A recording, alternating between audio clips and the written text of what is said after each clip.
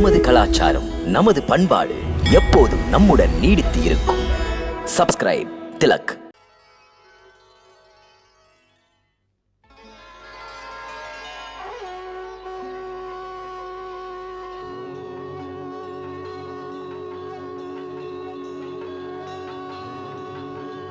மாதா. சுவாமி, தாம் என்ன சொப்பனம் கண்டீர்கள் சுவாமி? என் மாதாவை, மாதா மகாலட்சுமியே. சுவாமி, விஜயா, மாதா மீண்டும் தரிசனம் தந்தாள்.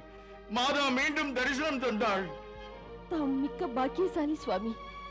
தாம் கண்ட சொப்பனமே மாதாவின் தரிசனம்தான். மாதா சமுத்திரத்திலிருந்து வெளிப்பட்டதில் நமக்கு என்ன குறிப்பு இருக்கிறது?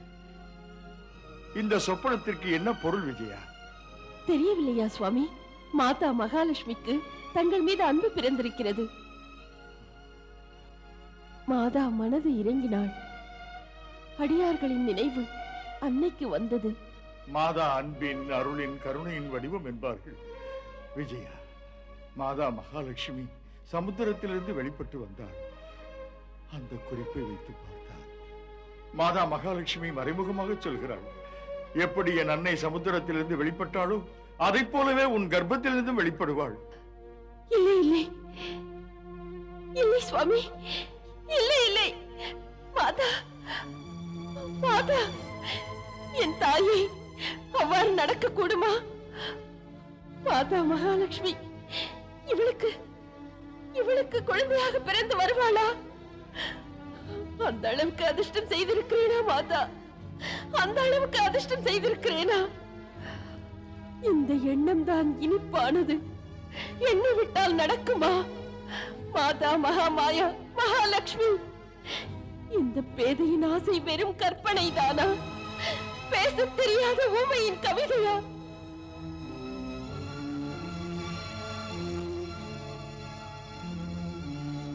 நெஞ்சுக்குள் மாதாவின் நினைப்பிருந்தால் வழி திறப்பாள். அவளையே நம்பிவிடு. நிழலாக அவள் தொடர்ந்து வந்து நிச்சயமாக அவள் கை கொடுப்பாள்.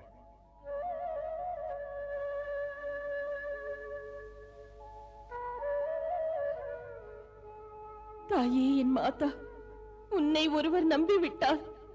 இல்லை என்று நீ சொல்வதில்லையே, கைவிடுவதில்லையே. ஆம் விஜயா, ஐயமே இல்லை. நம்மை அன்னை கைவிட மாட்டாள். நம்பினார் கெடுவதில்லை என்பது பொய்யா மொழியாகாத பொன்மொழி அல்லவா? விஜயா, மீண்டும் அதை சொல். நம்பிக்கை தளர்ந்தவன் கூட இதை கேட்டால் நிமிர்ந்து நிற்பான். அந்த மாதா மகாலட்சுமி என் மனக்குறையை போக்கி சௌபாகியத்தை, சந்தோஷத்தை தரப்போகிறாள். என் மாதா,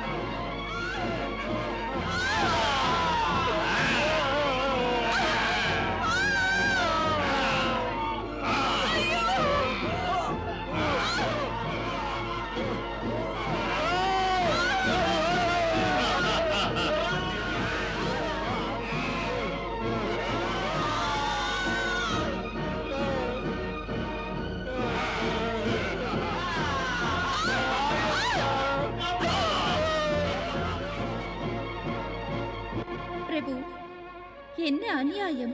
அரக்கர்கள் மனிதர்களை வதைக்கிறார்கள். நெருப்பை பரவ விட்டு உயிரோடு விளையாடுகிறார்கள்.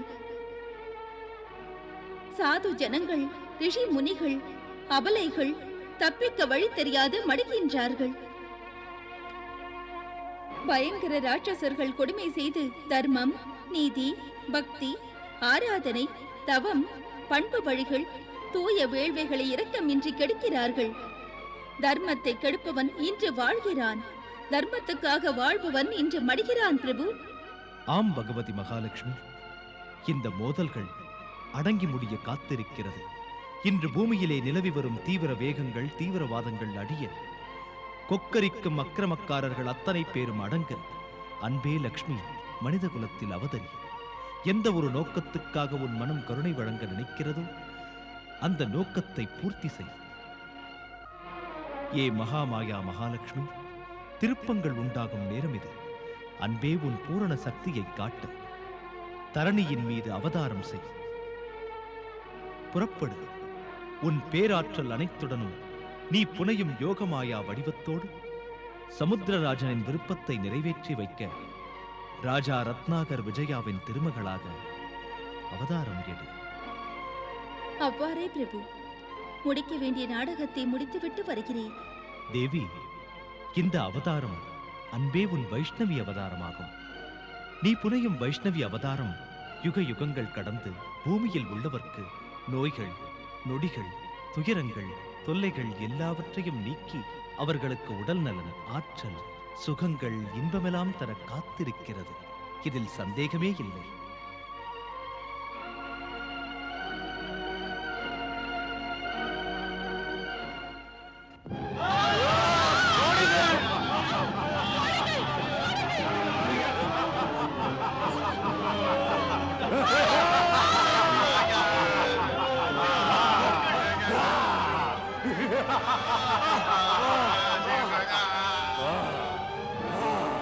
சாக பயந்த பேதை மனிதர்களே, சாவு பலமுறை வருவதல்ல, ஒரு முறைதான் வருவது.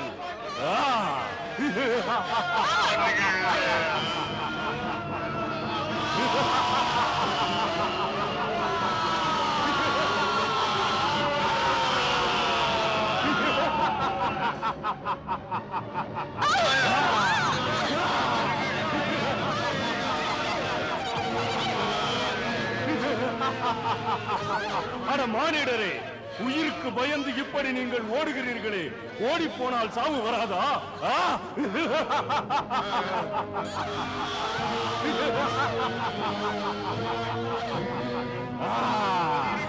காப்பாற்ற கடவுள் இருக்கும் போது இப்படி ஓட வேண்டுமா? உயிர் என்ன பெரிதா? என்றும் இருப்பதா? எங்கு போனாலும் சாவீர்கள்.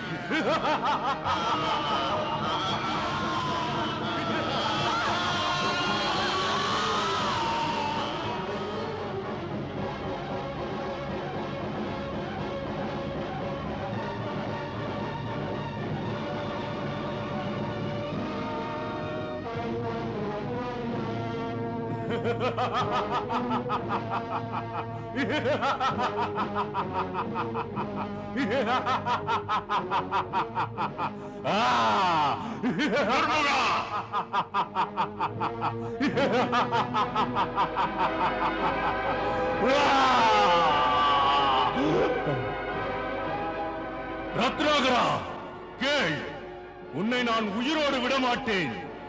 என் கையை வெட்டினாய், உன்னை வெட்டுவேன். நிறுத்து.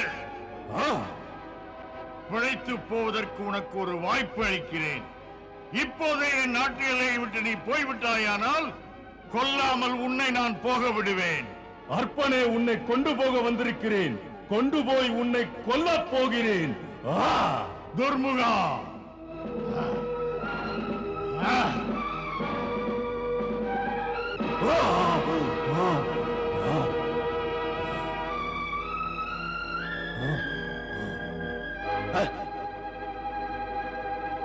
ரத்னாகரா, நீ என்னை அல்ல, உன் கையையே வெட்டிக் கொள்கிறாய். இதற்காக நீ விலை கொடுக்கப் போகின்றாய்.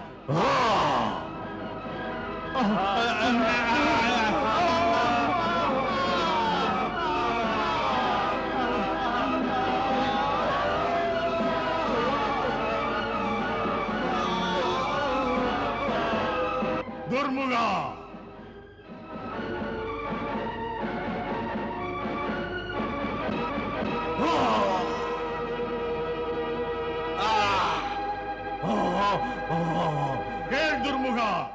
நீ போய் உன் துர்ஜையிடம் சொல். அவனுக்கு மீண்டும் என் நாட்டில் வந்து வாலாட்டினால் வாளோடு அவன் தலையையும் வெட்டி விடுவேன். நீ இப்போதானது போல்.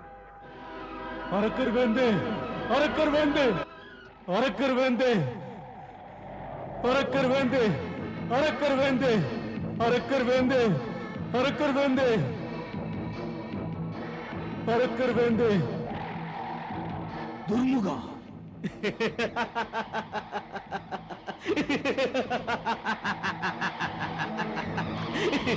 போதும், நீ ஏன் சிரிக்கிறாய்? துர்ஜயா, ராஜா ரத்னாகரனை முண்டமாக்கி தலையை மட்டும் கொண்டு வர நினைத்தாயே? நீ அனுப்பிய துர்முகன் முண்டமாக்கப்பட்டு அவன் தலை மட்டும் இங்கே வந்து கேள்விக்குறியாக நிற்கிறது. தெரிந்து கொள், ராஜா ரத்னாகரர் நீ மாவீரனாக நம்பிய அரக்கன் துர்முகன் தலையை வெட்டி இருக்கிறார். உற்றுப்பார்.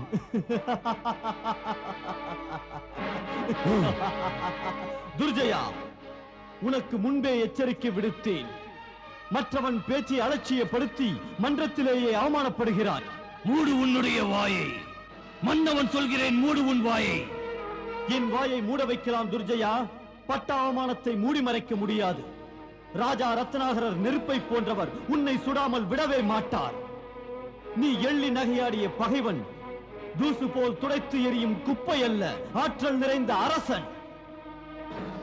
எனக்கு தெரியும் துர்ஜயா, துள்ளி குதிப்பவன் எல்லாம் துவண்டு விடுவான். மற்றவர் சொல்லிலே உண்மை இருப்பதை உணர்ந்து கொண்டால் இந்த தோல்வி திசை மாறி நீ புகழினை பெறுவாய். பண்பு உனக்கில்லையே, உன் நினைப்பிலேயே நேர்மை இல்லையே. விஷம் இருக்கிறது, விஷம். பேசாதே மண்டையே. உள்ளதை சொன்னால் உடம்பு எரிகிறதா துர்ஜயா? இனிமேலாவது ராஜா ரத்னாகரரை போன்றவரை விடவில்லை என்றால் என்றாவது ஒரு நாள் ராஜா ரத்னாகரரின் பானம் உன்னை முண்டமாக்கி என் முன்னாலேயே இந்த ஸ்தம்பத்திலேயே தொங்க விட்டுவிடும். திறமையுள்ள இந்த அரக்கனின் முண்டத்தை எப்படி அனுப்பி வைத்தார்? துர்முகன் தலை வந்து சேர்ந்ததென்று ராஜா ரத்னாகரருக்கு செய்தி அனுப்பிவிடு துர்ஜயா. துர்ஜயா, இப்போது அவன் சொன்னது சரியே. துடிப்பும் வெடிப்பும் வெற்றி பெறாது. என் நிலையை பார்த்தாயா? நான் பட்ட அடி நீ படும் நிலை வரக்கூடாது. துர்ஜயா, இப்போது அவன் சொன்னது சரியே. துடிப்பும் வெடிப்பும் வெற்றி பெறாது. என் நிலையை பார்த்தாயா? நான் பட்ட அடி நீ படும் நிலை வரக்கூடாது.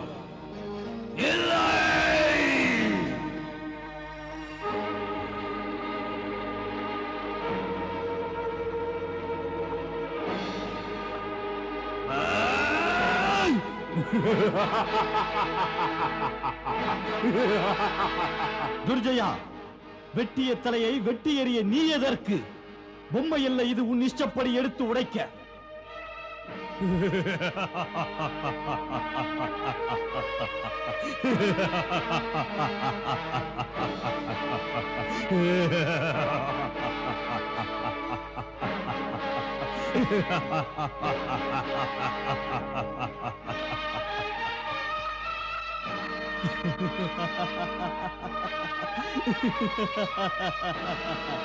துர்ஜயா, துள்ளாதே.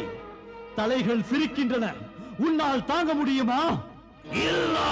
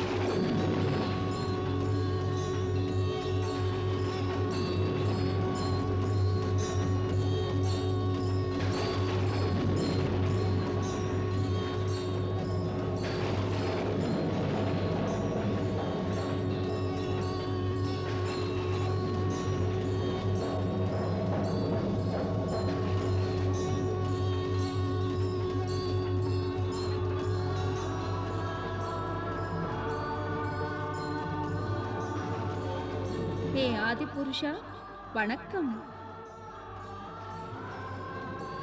ஹே ஆதிமாதா வணக்கம். ஹே பரமாத்மா, ஹே ஆதிமாதா, இப்போது அழைப்பு விடுத்தது ஏன்? ஹே தேவி, உண்மை தெரியாதா? தாம் என் வடிவம் தானே. என் வடிவம் என்றால் ஆதிபுருஷன் பகவான் விஷ்ணுவின் சக்தி நீ. ஹே தேவி, இப்போது உன் ரூபத்தில் விஷ்ணு என் ரூபம் இணைந்தது. ஆகையால் மூவுலகுமே அம்மை உன்னை வைஷ்ணவி என்ற பெயரிலேயே போற்ற இருக்கிறது. ஹே வைஷ்ணவி தேவி, பாதாளத்திலிருந்து ஆகாசம் வரை நெறிக்கட்டு நடக்கின்ற அரக்கர் கூட்டங்களின் மோதல் பயங்கர தொடர்கதையாய் இருக்கிறது. இந்த நெறிக்கட்ட அரக்கர்களை அடக்கி வைப்பதற்காக இப்படி ஒரு அவதார தேவை எழுந்தது. ஹே தேவி, பூமியில் இப்போது நல்லோர்களும் பக்தர்களும் மாமுனிவர்களும் காக்கப்பட வேண்டியது உன் பொறுப்பு. என்றால் பூமிக்கு நான் போக வேண்டும் என்கிறீர்களா? ஆம் தேவி, பூமியில் பிறந்தவர்கள் அதர்மத்துக்கு முடிவு கட்ட, அக்கிரமங்களை அடியோடு விரட்ட அம்மை உன்னைத்தான் எதிர்பார்க்கிறார்கள். ஹே தேவி, தாம் தர்மத்தை காக்க வேண்டியவள். அநியாயம் என்ற இருட்டிலே முடங்கி கிடப்பவருக்கு, புண்ணிய ஆன்மாவுக்கு பாதையும் காட்ட வேண்டியவள். நம்பும் பக்தருக்கு நலம் செய்ய வேண்டியவள், அநீதிகளை மாற்ற வேண்டியவள். ஏ வைஷ்ணவி தேவி, சமயம் நேரும் போது, ஒரு தேவை ஏற்படும் போது அம்மையே உனக்கு என் குணம், என் சக்தி, என் வடிவம் எல்லாமே வந்துவிடும். எப்போது எப்படி எந்த ரூபம் தேவைப்படுகிறதோ அப்படியொரு ரூபத்தை எடுக்கலாம். எந்த சக்தியை வெளிப்படுத்த நினைத்தாலும் அது அந்த மகாசக்தி பணி செய்ய வரும் அங்கே. ஹே ஜெகத்பிதா, ஹே ஜெகன்மாதா, தாமிட்ட ஆணைகள் எனக்கு கடமையாகிறது. மன்னியுங்கள் மாதேஸ்வரி, பூலோகம் போய் கடமையாற்ற நான் எங்கு இருக்க வேண்டும் தாயே? ஹே வைஷ்ணவி தேவி, பூமியில் போய் இருப்பதற்கு சமுத்திரராஜன் ராஜா ரத்னாகரருக்கு மகளாக பிறக்க வேண்டும். பிறந்தாலும் வசிக்க வேண்டியது ஹிமாலயத்தில் ஹிமவதி என்னும் கஷேத்திரத்தில். தங்கள் ஆணைப்படியே மகாலட்சுமி.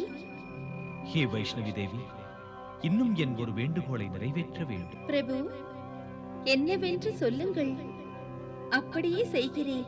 ஆணையிடுங்கள். ஹே தேவி, சிறுமியாக சின்னஞ்சிறு பெண்ணாக காண வேண்டும் உன்னை. அங்கே ராஜா ரத்னாகரருக்கு திருமகளாக பிறக்கும் வடிவத்தில். தங்கள் ஆணைப்படியே பிரபு.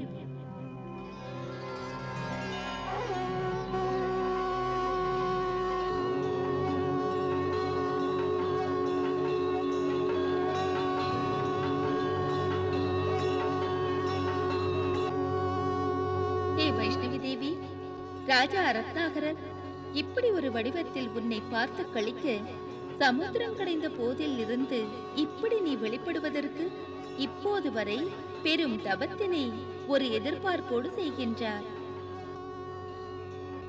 ஆகையால் அம்மா உனது லீலைகளை பிஞ்சு பெண் வடிவில் ராஜா ரத்னாகரருக்கு காட்டி மகிழ்ச்சி செய்ய வேண்டும். அம்மா, உங்கள் ஆணைப்படி அவர் மடியில் நான் விளையாடுவேன். எனக்கு ஆணையிட்டு அனுப்புங்கள். பூமிக்கு நான் போய் வைஷ்ணவி தேவியின் அவதாரத்தை எடுத்துக்கொள்வேன் மாதேஸ்வரி. நடக்கட்டும்.